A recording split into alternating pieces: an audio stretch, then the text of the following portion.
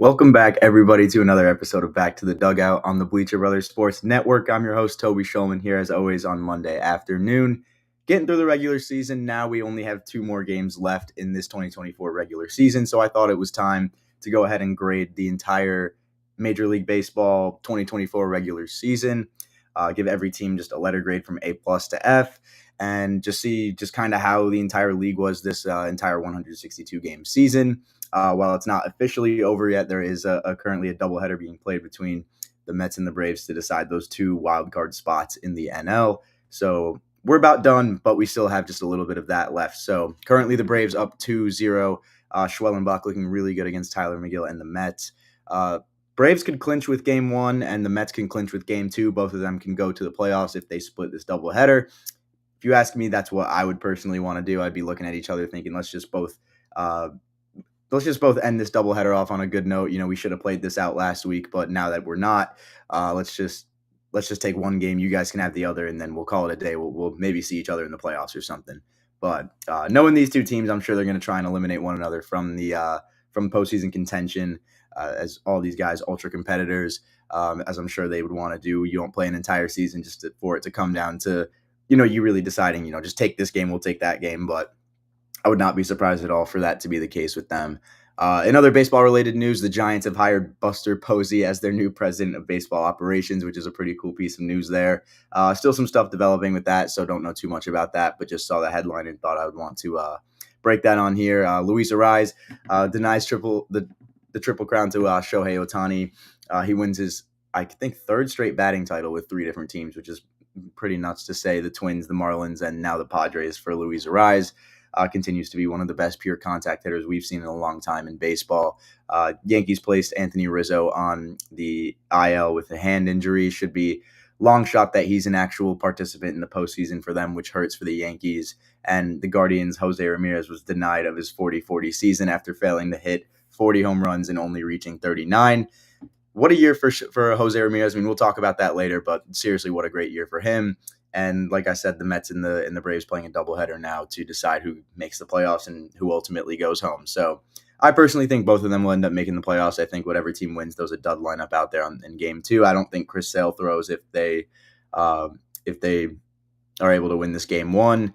I don't know who the Mets will throw in game two. Let's see if they have a projected starters. It's supposed to be Severino versus Sale. However, if the Braves win this game, I don't think they pitch Chris Sale with I don't think they throw their Cy Young arm out there. That just doesn't make much sense to me, but we'll see what happens. They might try to sweep them. So we'll see if the Braves go the route of trying to take both games here, or if they're good with just taking one and clinching and leaving it up to the Mets to just at least hit the ball in game two to make the second spot. But that's a little bit of interesting news. But while we have the time, I want to make sure that we can spend enough time on these grades here, because I want to kind of break down every team's season as much as I can. And break down, some highlights as to who was really good and who necessarily shined in maybe the first half or the second half and was a big part of their team's success. Or if you were a big part of the team's losing too, that also is a factor here. So starting off with the Arizona Diamondbacks, so they went 89-73 this season. Highlights including Ketel Marte being a second-time All-Star, his first 30 home run season, a 154 OPS plus from Ketel Marte, ranking in the 98th percentile for average exit velo, hard hit rate. He just hit the crap out of the ball his entire season. He played amazing defense at second base with 7 outs above average there. Took the starting spot in the NL All-Star game over Luis Arraez. Just absolutely deserved that. I mean, Ketel Marte has been one of the most consistent guys, one of the best utility players you could plug in and play anywhere. And it was really nice to see what he was able to do for the Arizona Diamondbacks this season after coming off of such a productive year in 2023, where they had their World Series run. Now, obviously, the fate is in the hands of the Braves and the Mets here today to get them into the playoffs, but Ketel Marte did absolutely everything he could to put the Diamondbacks in a good position for that. Other guys like Corbin Carroll, he had a great second half. While he had a 212 batting average in the first half, he had a 263 batting average in the second, so a lot better there. He still accumulated 3.4 wins above replacement, 17 home runs in the second half, and still managed to tally over 30 stolen bases. So solid year for Corbin Carroll, obviously, after winning that 2023 NL Rookie of the Year. You probably would have wished Corbin Carroll would have been a little bit more dominant, especially in such a rigorous NL West division. But Can't always have it your way for the Arizona Diamondbacks, and Corbin Carroll, unfortunately, in a long 162 game season, uh, showed that he had a little bit of a sophomore slump, but he got it together, and I'm sure his third season with Arizona will be much better, and if not, will be the best that he's had yet. Eugenio Suarez also had an amazing second half, one of the best players in the NL in the entire second half. 301 batting average in that second half with 19 home runs added to his season total. I believe he had 29 home runs this season, but he just had an incredible year. He hit 333 in the month of September to try and push this team into the postseason. So we see guys that are doing everything they can, but baseball is a full team effort, and so it's just such a chaotic season. And I'm sure any other year, honestly, these Diamondbacks might have been in a better shot to make it. But again, now it just doesn't rely on them. Uh, in other, highlights with this team, Jock Peterson was quietly having, what might be his best season offensively. He didn't play the most games in his career. He played 132, but he had a career high 275 batting average, 908 OPS, and OPS plus at 151 and 23 home runs this season. So very solid production from Jock Peterson. Not really someone you expect to be hitting near 275 at all on the total season, but great production there from him. And if they can somehow sneak into the postseason, that's obviously a very experienced postseason bat that you want in your lineup. So very good to see Jock Peterson putting up the numbers he did this year. Christian Walker, he had a great first half where he got snubbed from the All-Star game. Notably taking that spot from him was Pete Alonso. Not a lot of people agreed with that, but after the first half, he seemed to battle a little bit of injuries and just didn't really get back to that first half form, but he was still in the 97th percentile the entire season in defense at first base, 13 outs above average. He was incredible, arguably the best defensive first baseman we have in baseball. And I think, just what he did the entire season in the field, it just showed finally to the entire league. Hopefully he can make an all-star appearance next year because Christian Walker really deserves it. I'd love to see him put together a full, just really consistent campaign because I feel like he's very capable of doing so. Hopefully we see that from a lot of the guys on the D-backs roster next year. But Jake McCarthy was solid as well with 285 batting average there. Not really much else from Jake McCarthy other than just being a pure contact guy, great speed, but that's still very valuable for the Diamondbacks, obviously, to have in their outfield. The pitching, despite the ERA not really being there, I mean, Zach Gallen still had the best win-loss percentage of his career, and overall was second best win-loss percentage, I should say. Sorry. I believe 2021, 2022, he had a better win-loss record. He was like 750, and this year was 700. So still a really solid win-loss percentage, but solid season. He had an ERA within the threes. Not necessarily the dominant Zach Allen you expect, but it was still not bad. Brandon Pfaadt looked good at times. Jordan Montgomery put together some good starts. So they had the pitching. They have the pitching, I think, that can still get it done. AJ Puck was a very solid deadline addition. And for that, I decided to give the Diamondbacks a B-plus season. I feel like any other division, they would have probably done a lot better. That NL West was very rigorous, like I said. And I personally don't really think that the Diamondbacks had a bad season at all. You win nearly 90 games and miss the playoffs. That's just bad luck. That's just bad luck, honestly. So a B-plus grade to the Diamondbacks season after going 89 and 73. I think that's very fair. Their MVP obviously being Ketel Marte there, but they should be back next year and they should be a lot better.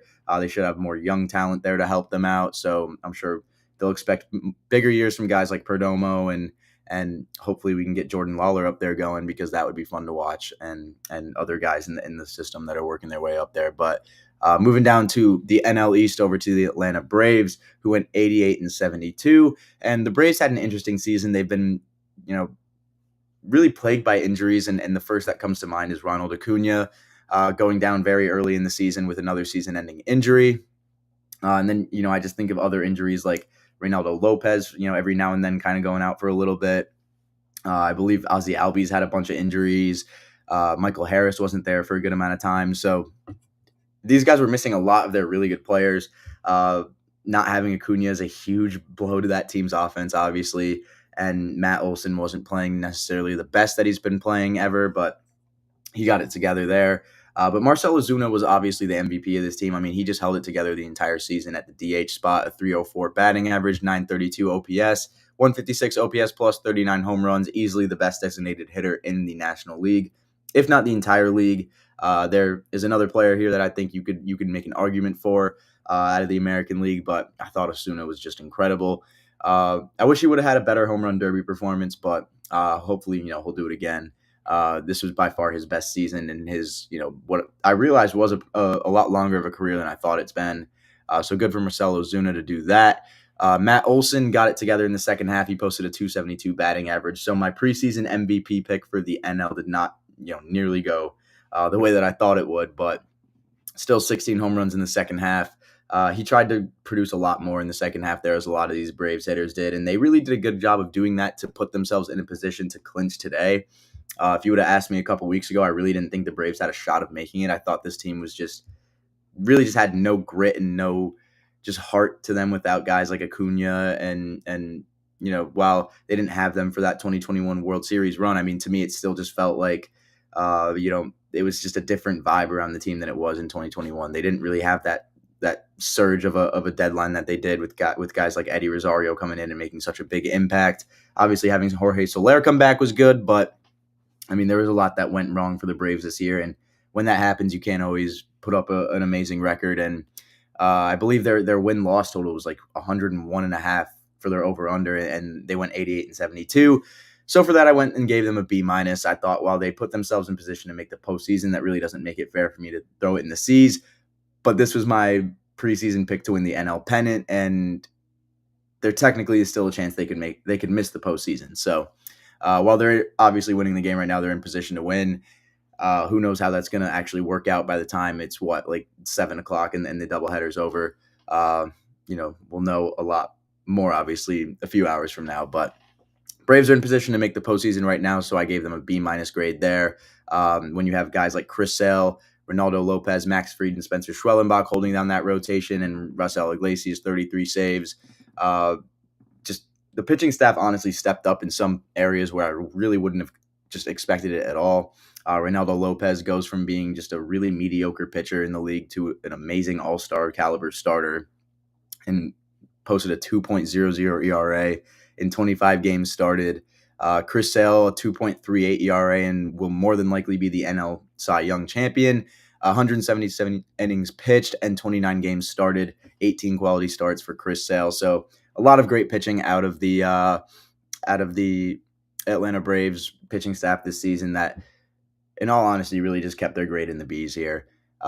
B minus grade for the Atlanta Braves, and we'll move down to the Baltimore Orioles now, who just were constantly in the division race, and they just struggled towards the end. They went 91 and 71, so they still had a great season.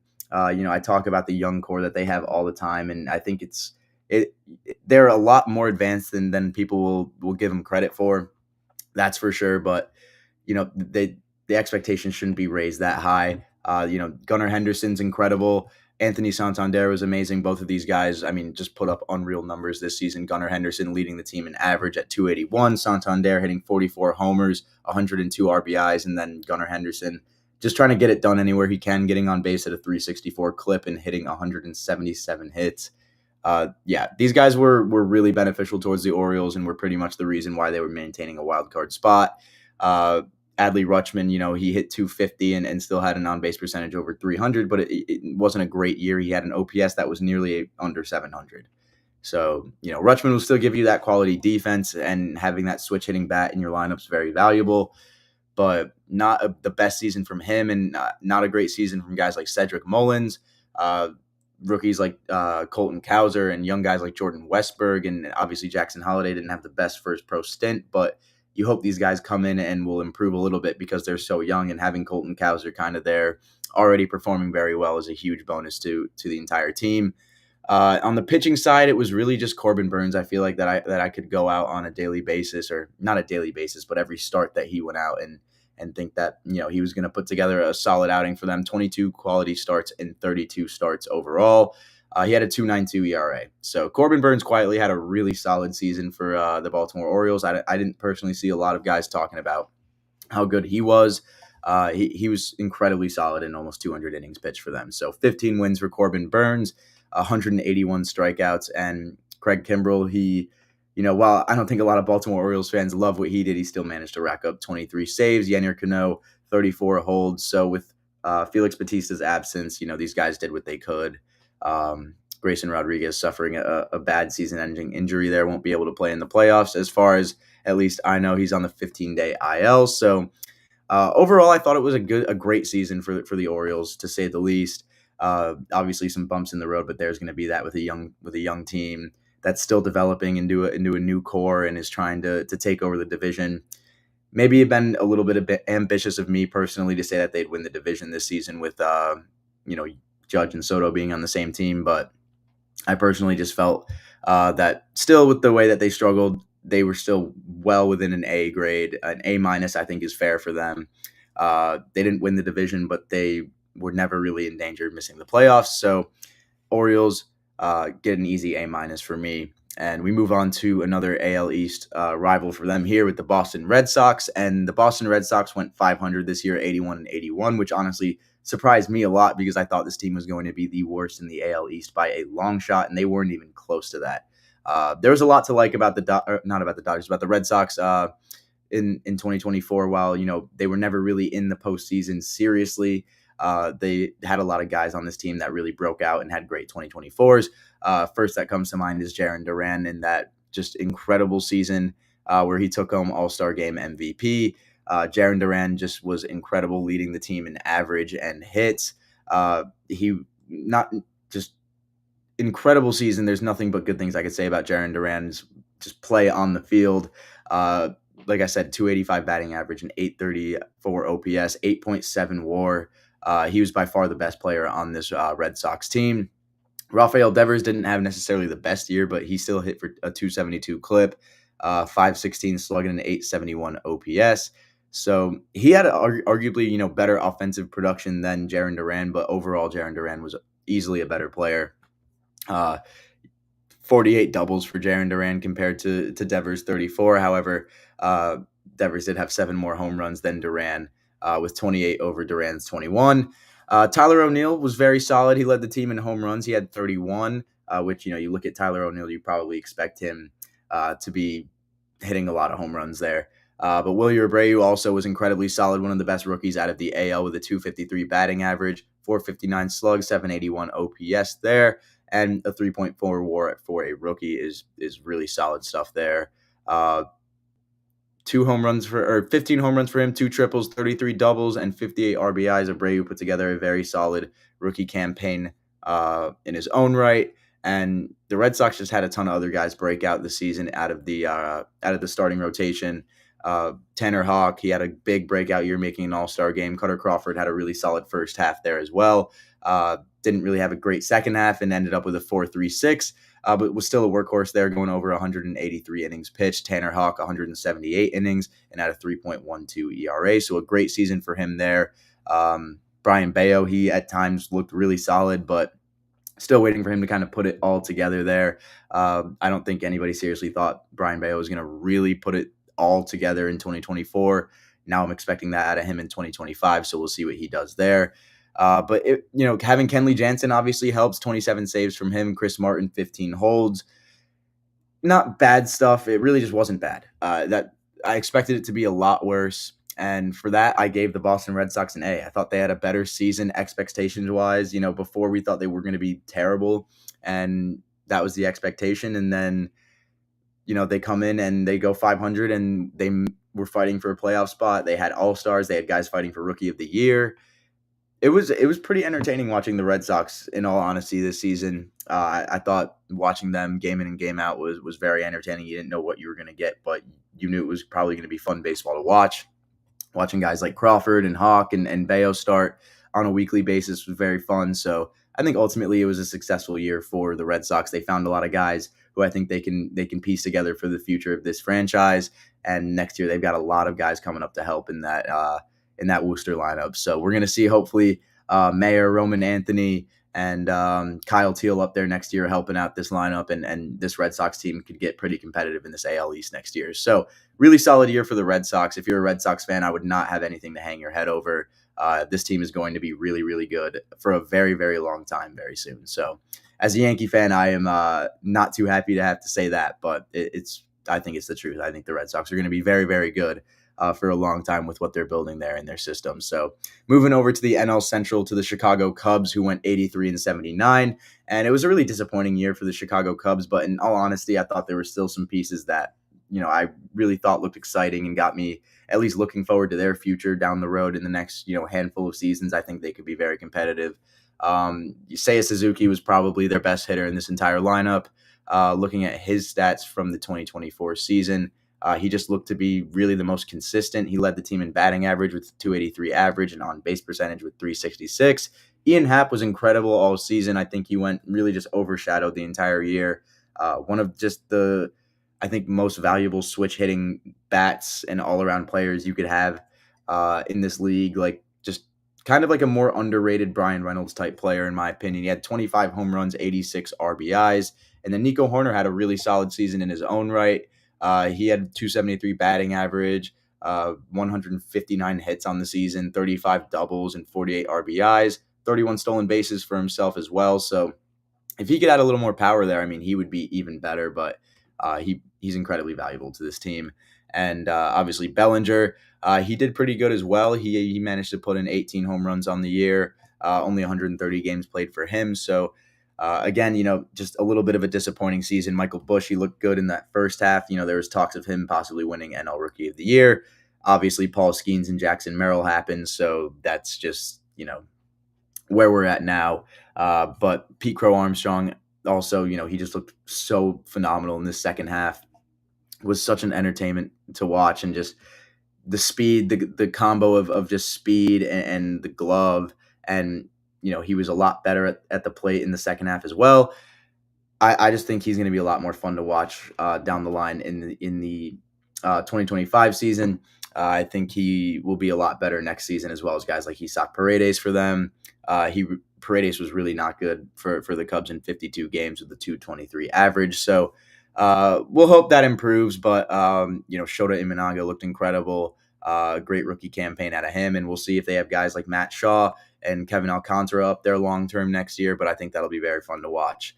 Moving down to their crosstown rivals, the south side of Chicago, where we go to see the Chicago White Sox, who went 41 and 121. Oh, for the grade for the Cubs, C-, just disappointing. I don't think they had higher expectations coming in and just totally whiffed.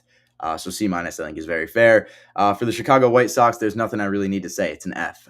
This team was just an utter failure from the start. Never competitive. Really just, the only thing that could save them from maybe being an F was that they cashed in on some trade chips, and yet they still have Luis Robert and Garrett Crochet. So they failed the deadline. We'll see if they fail the offseason, but they have really just failed everything. They've failed signing players. They've failed winning games, winning divisions, hanging on to players. It's everything is going bad for this organization. And, while they managed to dish off a couple pieces like Michael Kopech and Eric Fetty, you didn't dish off your two biggest pieces who would have gotten you an absolute haul in return. That'll probably happen in the offseason, though. They were just generationally bad. I don't see them getting much better. We'll see if they are able to lose less than 121 games next year. I don't know what their win-loss total is, but it's going to be set at like 45 or something, because this was unreal. I mean, Garrett Crochet had an incredible breakout year. Luis Robert, he led the team with a 1.4 WAR, but that's just not like good at all. They were just bad. There's really nothing else to say. If you're watching White Sox baseball every single day, I feel really bad for you. But yeah, F grade for the White Sox. We now move down to the NL Central again, where we have the Cincinnati Reds, who were really just not competitive enough in the league really for long enough. They were my preseason NL Central champions, and it just didn't go that way. I bought into the hype, I think, a little too early. Guys like Nick Martinez and Andrew Abbott out of the pitching rotation were both solid.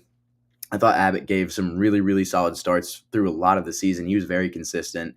Hunter Green obviously making the All-Star game as well, and making, viral baseball news for throwing up on the mound, I think, a handful of times this season as well. Some weird stuff there from Hunter Green. And then obviously the season Ellie De La Cruz had. Not enough good things can be said about what he's doing other than really just the strikeouts. He's one of the most electric players in the league to watch. He hit 259, but he hit 25 home runs, tallied 160 hits as a whole, and just was ultimately the most irreplaceable player on this team with a 5.1 WAR. 25 home runs, 10 triples, and 36 doubles. Managed to steal 67 bases. So this guy's going to be special. Undoubtedly, he's going to be an MVP candidate down the road. And I'm just really intrigued to see what the Reds are going to do next season, as they've got a pretty decent rotation that's developing. They've got a decent young core. I want to see them make that step forward. And, while it wasn't a great season for them, I think it was around the same as the Cubs, where for a little bit, they might have been a little bit competitive, but just overall just a little disappointing, especially with the expectation that I had for them coming into it. So I'm going to give them the C- grade as well. And then when you move down to finally a team where you can give a very good grade to, I believe this will be our best grade up until this point in the show, but we've got the Cleveland Guardians, who went 92-69, and probably the most surprising team to do it. I personally had the Twins, I believe, taking the AL Central again. And, this was a division that I thought was going to get won on the last day of the season, like, the NL East is going today. But they really managed to just finish strong. And that's why I think the Guardians ultimately get an A-plus grade here on the year. Uh, through all the trouble that they faced in the pitching rotation with injuries to guys like Shane Bieber, to be able to have the year that they did in such a gritty AL Central is really something special. Jose Ramirez nearly going 40-40. I mean, you look at Jose Ramirez, I don't think you think that guy's stealing 40 bases. So absolutely incredible season from Jose Ramirez there. And then on the breakout side of things, guys like Steven Kwan finally broke out. I think people finally realized that this guy's offense is a lot better than he's given credit for. While he was really just a pure contact hitter, he hit for a little bit more power this year, and I think that's something a lot of fans really loved about the Guardians this year. David Fry also broke out as arguably the best utility guy this season. Josh Naylor was great there on the first base corner. Andres Jimenez playing lockdown defense at second base, and then obviously Emmanuel Clase just being untouchable. It made for a very hard Cleveland Guardians team to beat, who at one point, I believe it was either August or September, was tied with the Royals for the lead of the AL Central, and then as soon as the Guardians took it back, they just never looked back, and I believe they won it by like 7.5 games. Some crazy stuff there from Cleveland. They've got a really good all-around team, and personally, I would be very, very scared to play them in the postseason. Not a team that I would personally take lightly either. I think they're going to really surprise some people, and I think they are going to go pretty far in this postseason, to say the least. But moving down to the NL West now, where we go back to the Colorado Rockies, who went 61-101 with a D-plus grade. And really the only thing that kept me from giving it an F was the fact that I just thought that there were actually some players on the team that didn't look horrible. For instance, Ezekiel Tovar, Michael Toglia, two guys who are very young. They're homegrown.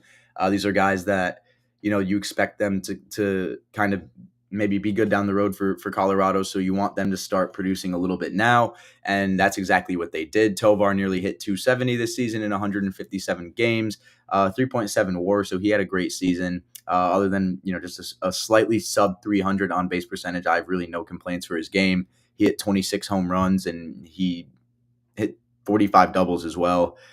So he's taken advantage of Coors pretty well, I think. So did Ryan McMahon this year. He hit 28 doubles and 20 homers. So it seemed like he kind of didn't really have as much of a, I guess, electric second half compared to the first half, where, obviously the trade deadline comes up, and that's why I think a lot of these guys from the Rockies that are doing really well get a lot of traction. But Brenton Doyle as well had a great year, 4.0 WAR, 260 batting average. Just looked great, 24 doubles, 23 home runs, all around great player there in center field. That's what the Rockies needed out there in center field. But Charlie Blackmon retires. That's honestly a really sad piece of news there, because I think that's such an iconic player. The beard, just such a staple piece of the Colorado Rockies in Coors Field. It's going to feel weird to see a Colorado roster without him, but team's changing, and they've got some guys they need to get up there. Like I said, Tovar, Toglia, they showed flashes of being really good. I hope Toglia can develop more and as a switch hitting bat can just utilize that power in Coors Field, because I really just I want him to be just a switch hitting Todd Helton who hits for a little bit more power. That's it. That's a lot to ask, but I think that's really the ceiling Toglia is at.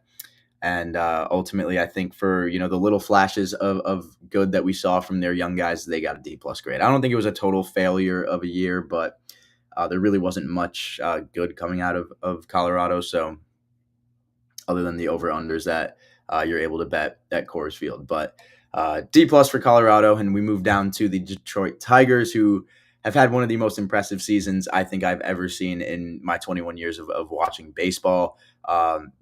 They managed to go from a team that nobody really took serious enough to make the postseason into one of the craziest runs that I've seen to snag a postseason spot. Just the hottest team in baseball right now. They were able to take that spot from Minnesota and Seattle, and it was really a team effort here. And this is why I love the Tigers.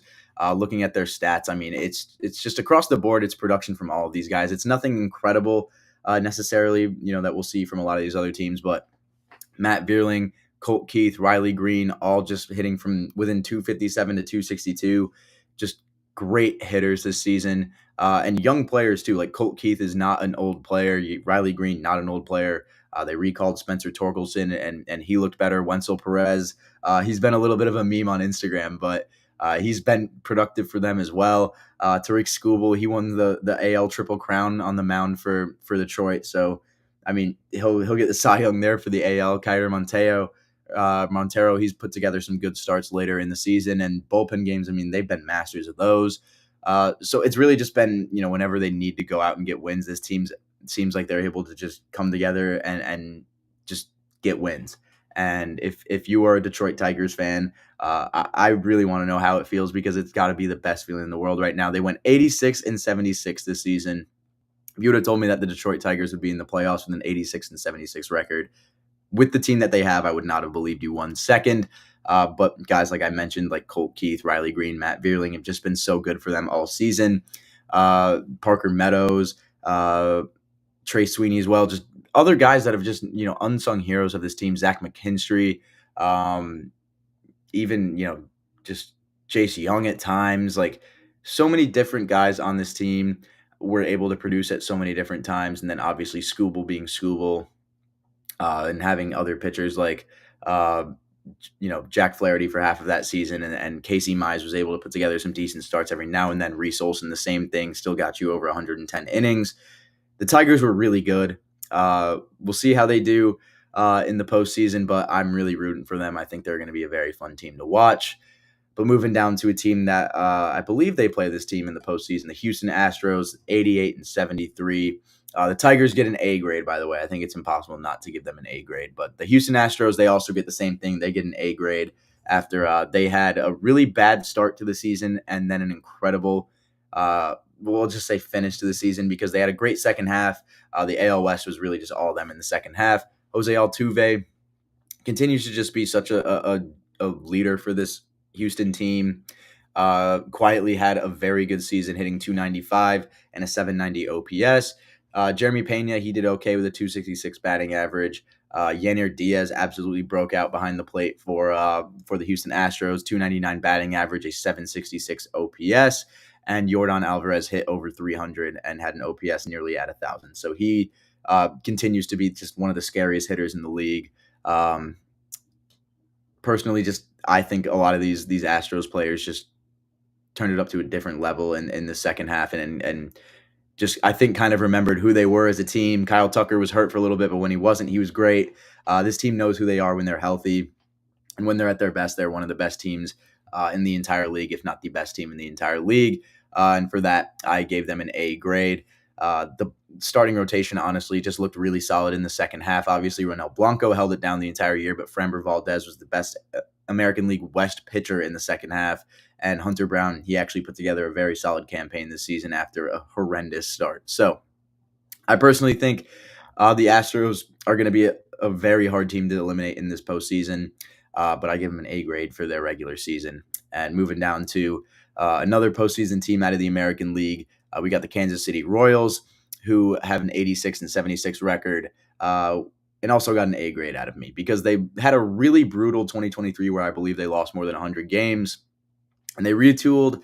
They got some guys, and Bobby Witt Jr. just in an absolutely monumental year just gets the job done for him, gets him to the playoffs. Bobby Witt, and I won't say breakout season because let's be honest, I mean, we all knew who Bobby Witt was before, but a 332 batting average, 32 home runs, 109 RBIs, a 389 on base, and then 211 hits.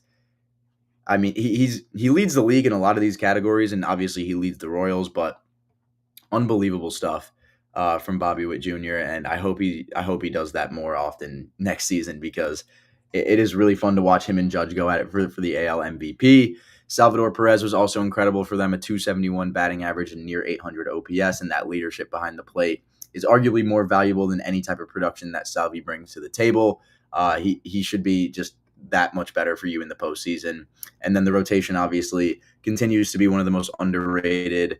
Seth Lugo, Cole Reagans continue to put together quality starts. Brady Singer, while he hasn't looked amazing recently, has looked slightly better. He's gotten it together after a little big skid there. That last start he put together was really solid. And then Michael Walker's held down the back end of the rotation there a little bit as well. So they have really solid arms here in a 4-game series, or in a 7-game series. I think that this team is going to be very hard to beat if they can get their pitchers dialed in and get their pitchers right. That's just a big what if, honestly. So, we'll see. Definitely an A grade for the Royals, though, coming into 2024, and making the playoffs. Big year for them. And we'll see if they can get past the Orioles in the postseason. But moving down to the Los Angeles Angels out of the AL West, they get a D grade this season after going 63 and 69. Kind of similar to the Colorado Rockies. I just didn't feel like anything went right for this team, yet they still had some bright spots that made me kind of feel like I had to at least give them a D, and it was not like an F. They were never in the postseason, contention, let's be honest, but again, there were some pieces on here that I really, really enjoyed watching. Zach Neto took steps forward. Same with Nolan Shanuel and Logan O'Hoppe, especially behind the plate. He took steps forward. Luis Rengifo looked great in the first half before he dealt with some wrist injuries. Tyler Anderson, solid out of the rotation.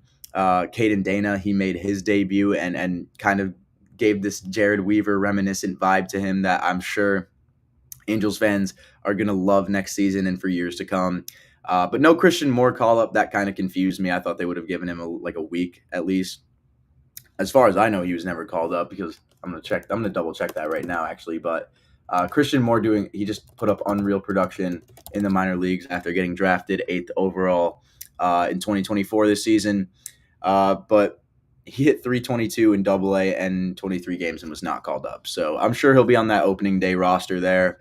But they cashed in on Carlos Estevez for a couple great pitching prospects, one of them who's already debuted for him. So great season for some of these guys on the Angels, but not for the team at all. So D grade, I think, is very fair. And from one side of LA to the other, we move to the Los Angeles Dodgers, who were the closest team to the 100-win mark this season. So for that, they'll be getting an A-plus grade, highlighted by Shohei Ohtani in his first ever 50-50 season, the first ever player to reach the 50-50 milestone. We'll see if anyone can do that next season, but it wasn't just Ohtani. Teoscar Hernandez not only took home the home run derby this year and made an all-star game, but he was one of the most productive pieces on this offense. Another just phenomenal season offensively from Freddie Freeman. And despite injuries, Mookie Betts also looked really good. And when he was healthy, put up great numbers, hit nearly 300, and continues to be just like the most incredible utility player in the league that you can't even call him a utility guy. Offense, can't complain about it other than sometimes the bottom three guys, which the trade deadline kind of helped. They made some really good moves and retooled really, really well. Really, everything they did was great. Glasnow, Gavin Stone held the rotation together very well. Yamamoto, when he came back from that 60-day IL, still looked good. 3 ERA for him. And just overall, having Jack Flaherty in the second half was huge for them as well. So I think it's impossible not to give them an A-plus grade. They met expectations. While they didn't win 120 games, I don't think they didn't meet expectations at all. This was a team that, in all honesty, I think you could look at their lineup and kind of pinpoint where they would have struggled a little bit, but in such a chaotic year, you can't call it a disappointment at all. A-plus for sure from the Dodgers. They did amazing. Now we move down to another horrible team who, in all honesty, I don't know how I didn't give this team an F. It was the Miami Marlins, who went 62 and 100. Just a failure from the jump. They never were competitive at all. In 70 games played, Xavier Edwards, however, was absolutely electric for them. Really, really good potential from him there. Jake Berger, Jesus Sanchez, they both played really solid. A good start of the season from Max Mayer, and they cast in on some trade chips like Tanner Scott and Jazz Chisholm. So I can't really complain about what they did in order to try and retool, and that's really the only thing that kept them out of the F range was just the fact that uh, they were actually able to maybe make their team a little bit better. I think getting guys like Connor Norby was awesome. Hopefully, they could just continue to grow as a team in the near future because it's getting a little annoying to see the Miami Marlins this bad. We'll just have to see next season what it holds for them, but I think they'll be a little bit better. Hopefully, their minor league players develop a little bit faster and can bring something of entertainment value to Miami because right now it's nothing. The Milwaukee Brewers, they get an A grade on their season after going 93-69. A very good year for Milwaukee, winning the NL Central in what was honestly at times a kind of gritty NL Central. Great production on offense from right-handed hitters like William Contreras, Willie Adames, and a breakout second half from 20-year-old Jackson Chorio. He should be incredible next season as well. I believe he hit well over 300 in that second half and just posted unreal production. Just looks so much more settled in. And I'm really excited to see what his first full season, not as a rookie, looks like because he's going to be a lot more well acclimated, especially after being in the postseason, which is another thing I'm very excited to see him in. But definitely a player to watch is Jackson Chorio there for his speed and his hit tool. Just a very entertaining young player in the league to watch. On the defensive end, Bryce Terang, just a lockdown second baseman the entire season. Had a great offensive first half, but in the second half kind of dipped down a little bit production wise. But still incredibly valuable player to have. Decent year from Freddie Peralta out of the rotation. Nobody else really had a solid year. Tobias Myers looked pretty solid, honestly, but really besides him and Peralta, the pitching is a question mark for me, honestly. I love, obviously, Devin Williams still, but, not having the best starters in the world is going to not be easy in the playoffs. So we'll just have to see what happens there. Still, in my opinion, they get an A grade. They were just unbelievably consistent this entire season, and while the division sometimes the second to the fifth spots were up for grabs a lot, it was never the case with the Brewers. They were solid all season. So moving down to the Minnesota Twins, who went 82-80. And despite going over 500, I gave them a C grade. And yes, I know I gave the Red Sox a C grade for going 500, but I had a lot more expectations for this Twins team going into the season. Coming in with guys like Pablo Lopez, I thought they were going to be really good. Lopez had some high expectations coming in, and he looked really good in the second half, but not so much the first. They missed the postseason on such a brutal stretch at the end of the year. And when your best players are Carlos Santana and Willie Castro, when you have guys like Royce Lewis and Carlos Correa on your team, I hope you don't make the playoffs. Like the fact that you can't get Correa and Royce Lewis staying on the field is just really disappointing because when they are on the field, they are really fun to watch and they are really good for you. Obviously, no disrespect to guys like Carlos Santana and Willie Castro. Willie Castro being another one of those guys who is arguably the best utility player in the league this year.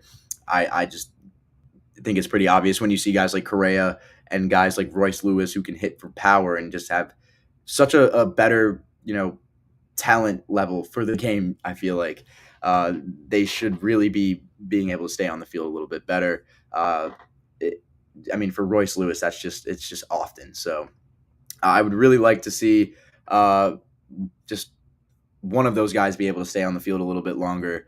Who knows? You maybe would have seen a little bit more winning from these guys. But the pitching was honestly really solid. Like I said, Lopez had a great second half. Bailey Ober honestly looked really good this year. Joe Ryan didn't look terrible. Johan Duran's always very entertaining to watch out of the bullpen, but it was really just a lack of offense at times. Byron Buxton, he had a pretty good year, but again, he only played 102 games. There was only one player on this team that played over 155 games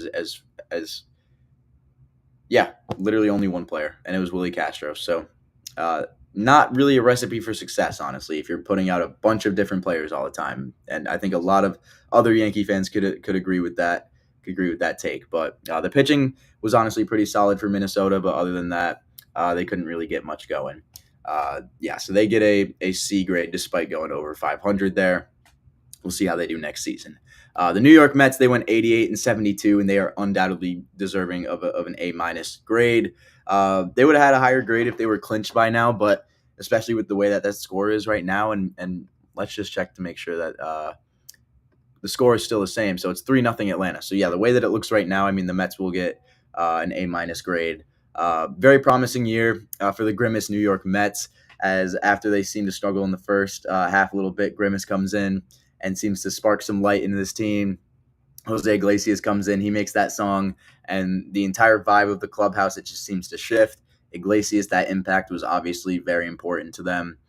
He hit over 300 this season for them and really just led the way for guys like Mark Vientos to break out, for guys like Lindor to be able to go out and play like an MVP. Just a strong end of the season for a lot of these guys, including the starters in the rotation. Guys like Sean Manaea looked insane in the second half. David Peterson put together a lot of solid starts. Luis Severino put together a lot of solid starts as well after looking like one of the worst pitchers in baseball last year. And Edwin Diaz, he settled back into the closer role. So they possibly could have 90 wins for a team who was considering to be in the rebuilding stage last season after getting rid of guys like Justin Verlander and Scherzer. They really just exceeded expectations this year. So an A minus grade, I think, is incredibly fair for them. An A or an A minus, whatever you want to put it at. I'm personally going to go with an A minus. But moving on to the New York Yankees, who I gave an A plus grade to, really just because they won that gauntlet of the AL East, and they made it really just not kind of close there at the end. I know that Orioles series towards the end, we were kind of nervous, trying to avoid a sweep, and really just hoping that the Yankees could get one and walk away with the division championship. And I think for that, they just deserve that A plus score.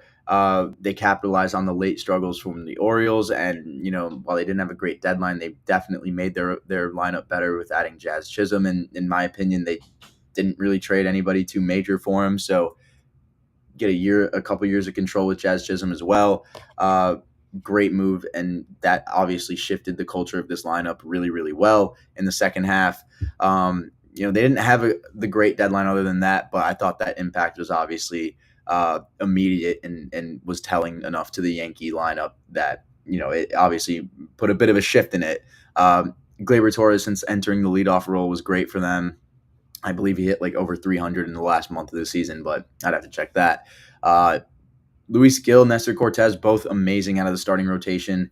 Luis Gil being undoubtedly my comeback player of the year and one of the best rookies in all of baseball. He will be in contention for that Rookie of the Year award in the American League. It's going to be between him or Austin Wells, who was another big highlight of this team.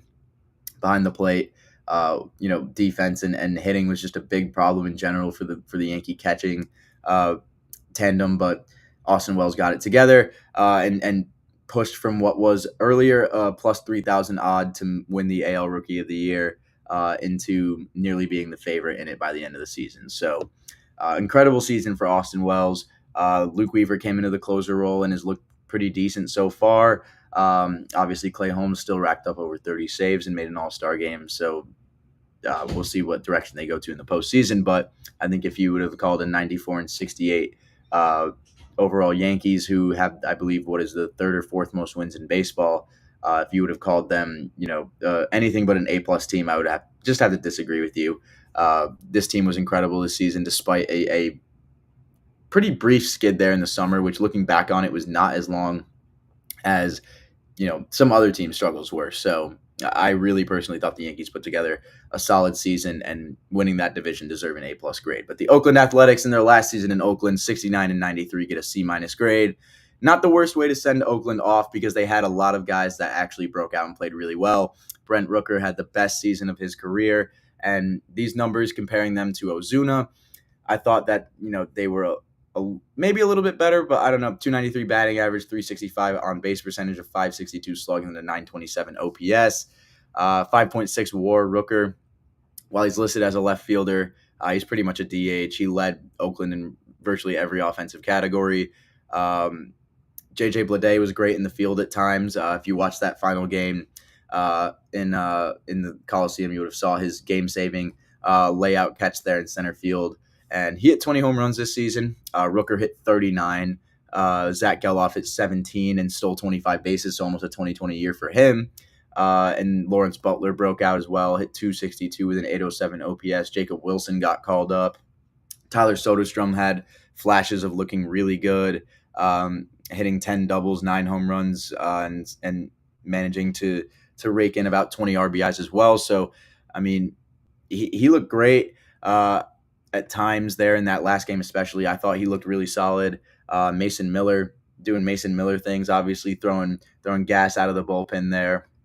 It was really fun to watch the Oakland A's play, regardless of wins and losses. I actually had a really good time watching this team play, and I decided to send them off with a C. I thought that they didn't really go under my expectations. I knew that they were not going to be a great team, but I didn't think I would have any fun watching them at all, and I honestly had a lot of fun watching them at times. So if you're an Oakland Athletics fan, I thought that last game was a phenomenal send-off, a very bittersweet one, and I love seeing nearly 50,000 fans there. It was just you don't really get emotional too often watching baseball games at your house, especially in the middle of the day in like an afternoon matinee game. But that was a game that definitely set my mood in a really weird emotion for the rest of the day, and everything kind of fell off the rest of the day.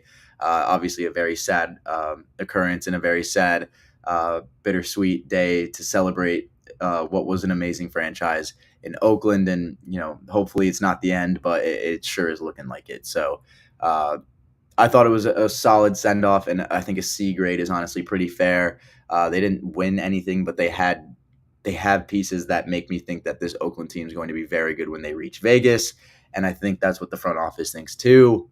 And I don't think the fans love that at all. So I'm sorry to all the Oakland fans. It really sucks, but it's a business at the end of the day, and terrible business decisions happen all the time. So hopefully most of the Oakland fans stay true to the team, support the team, because you guys have a really good core that are developing, a really fun core. And at the end of the day, those guys are going to still be playing for the fans at Oakland, and will probably still care more about the Oakland fan base at the end of the day than the Vegas fan base when they get there. But moving down to the Phillies, they get another A-plus grade, obviously a 95 and 67 season from them. Just one of the scariest lineups in baseball when you have guys like Bryce Harper, Castellanos, Bohm, Schwarber, Stott, Turner, Brandon Marsh, JT Realmuto. There's really only one guy in that lineup hitting-wise that doesn't scare me, and it's Johan Rojas, who still, just can't figure it out at the plate. A 601 OPS for him, but great seasons from Bryce Harper and Kyle Schwarber, honestly. Even though the average is never there, he still hit almost 40 home runs. Trey Turner was hurt a little bit, but still managed to have a really good season. Alec Bohm had the best season of his career by far. And this team just looks really poised to make a deep run in the playoffs.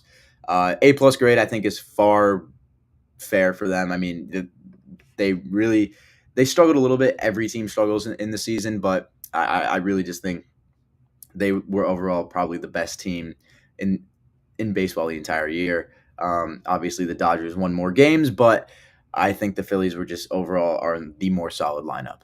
Moving down to Pittsburgh, and the Pirates get a C-plus grade after going 76 and 86. So I thought about just giving them a C, and we're going to see a lot of C's down here at the end of this episode. But I mean, Paul Skeens in general just makes this go from a C to a C-plus, so that's what we're going to give them.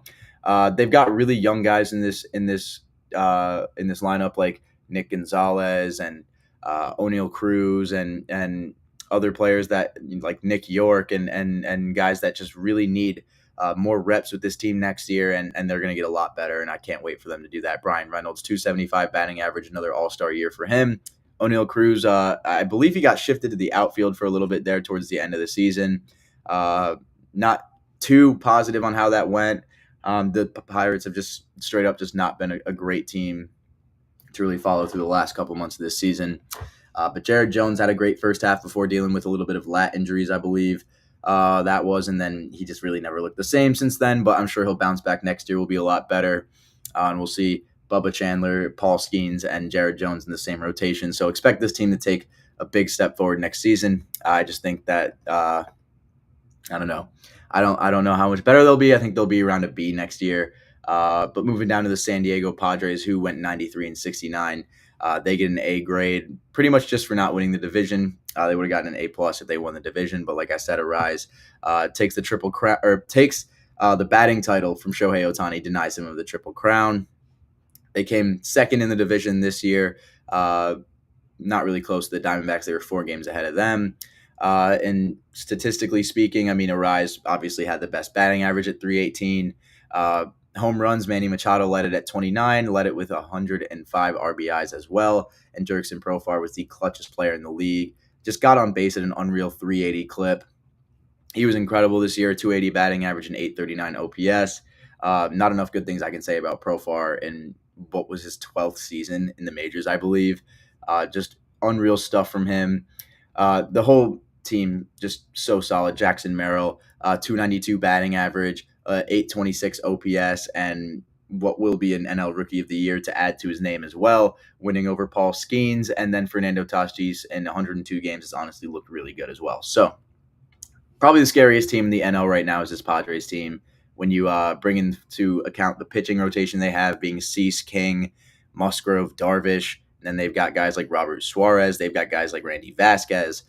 They've got guys like Matt Waldron who can give them some innings. So it'll be interesting to see what they do. I think an A was very fair for them. But for the last couple minutes, we're just going to run through these last, like 7 teams who didn't make the postseason.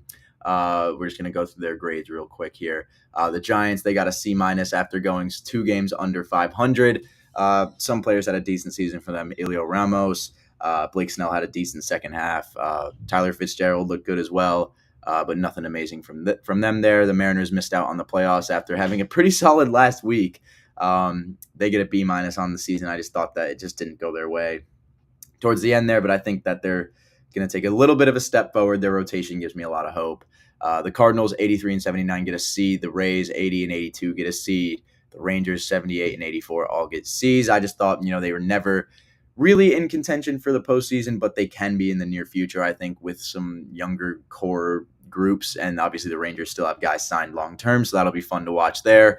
Toronto Blue Jays get a D after having a really bad season, 74 and 88. The only thing keeping them from an F was some of their young talent actually coming up, like Spencer Horwitz and making his debut, Addison Barger, and Vlad Jr. obviously put together an incredible year in his own respect, but a D grade is fair for them. And then the Nationals get a C-, a 71 and 91 year. Calling up James Wood and Dylan Cruz takes huge step forwards for them. And ultimately, that's what made me go for a C range grade. And then optioning CJ Abrams down to the minors, put it to the minus. But no, they should be really good in the near future, and I'm excited for it. I think a C- was fair for them. They honestly they looked pretty damn good for a lot of the year, and then towards the end, I think they kind of just realized they weren't really that kind of team, and are starting to kind of usher in this new young group now that there's not really much else veteran leadership on that team. They got to start ushering in that young age of guys like James Wood, Dylan Cruz, Robert Hassel, Brady House. I mean, those guys will start coming up pretty soon. So again, C- grade for the Nationals to round things up. But that's all I got for the regular season grades. I'm going to try and put all of these out in an article in the near future because I know it's a lot of info to kind of just take in, and I didn't have the time to put together the graphics like I did for the draft show. But more theme shows like this to come, obviously, with the regular season ending. We have postseason predictions coming here on Bleacher Brothers Sports Network soon today. So tune into that at 4 o'clock, I should say. So just an hour from now. But that'll be a great show. So a lot of baseball content coming your way here in the near future. But as always, I'm Toby Shulman here on Back to the Dugout, grading every single MLB team's regular season. Let me know what you thought about the grades, if you agree or disagree with any of them. If you're watching the live, I appreciate it. If you're watching the replay, I appreciate you too. Anybody watching or viewing, we appreciate it from the bottom of our hearts here on the Bleacher Brothers Sports Network. But for Toby Shulman and the rest of the Bleacher Brothers Sports Network, I will see you guys on Thursday, and I will see you guys later on some other content that we have coming your way this week. So stay tuned for that here. But I'll see you guys on Back to the Dugout here next Thursday.